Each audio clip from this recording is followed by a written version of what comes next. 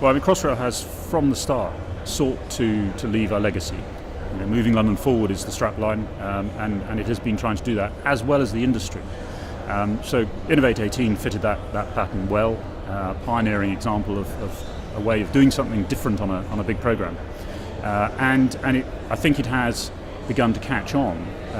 Thames Tideway are now in the process of, they begin to roll out their own innovation program, which I think they're going to call the Big Think. High Speed 2 have an innovation program. They've adopted a slightly different approach, but that's fine. The fact is they've got one, and there's sort of feeling that it's now part of these big programs.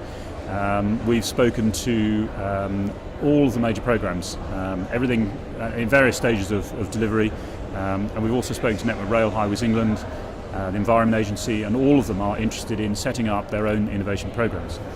So with that in mind, and with the need to leave a legacy that's not just a kind of file on a website, and I have to say the Crossrail Learning Legacy website has got all of this on it, so it's there as a reference source.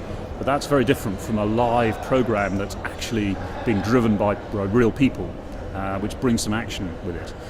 We're in the process of setting up I3P, which is the Infrastructure Industry Innovation Platform, and the idea is that the innovation programs have a very strong association with the leadership and with the people that work on the program itself.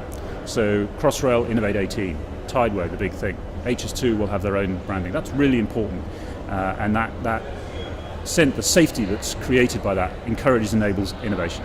So we do want to break that up, but at the same time, what we want to be able to do is to share across the industry.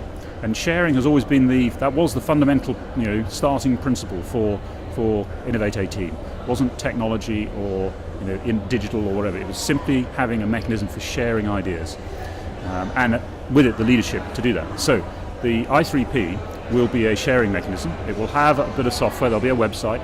You pay a membership fee, you can join it. The membership fee covers the cost of a team from the Knowledge Transfer Network to run it, and then there'll be a forum, which in the first instance will be chaired by Andy Mitchell from Thames Tideway, which will be initially just a kind of light touch governance and just to make sure it's all working. But actually it's there to pick up industry-wide themes, industry-wide areas of innovation that transcend any particular program or project, and also to act as a link into research and development activity that might be going on in the universities, in the catapults within Innovate UK or elsewhere within the industry. So it has the potential to not only make sure that we share and to keep the momentum going on the innovation, but to translate that tactical innovation into a much more strategic approach.